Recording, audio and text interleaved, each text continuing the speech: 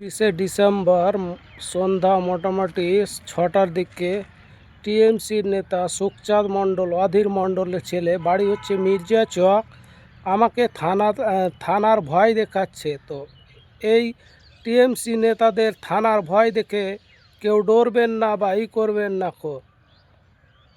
ওনার পাশে নাকি বৈষ্ণবনগর থানার আইসি ছিল, সেও কথা বলেছিল ফোনে আমাকে।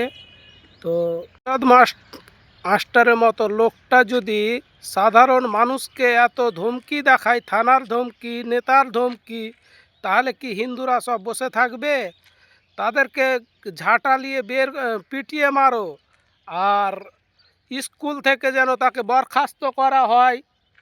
স্কুল এবং যে ওনার বউ যে চাকরি করে, তো সেখান থেকেও ডাক্তারি করে, সেখান থেকেও যেন তাকে বরখাস্ত করা হয়। সুখচাঁদ মাস্টার, অধীর মণ্ডলের ছেলেকে, বাড়ি হচ্ছে মির্জা চক, তাকে সবাই চেনেন, জানেন।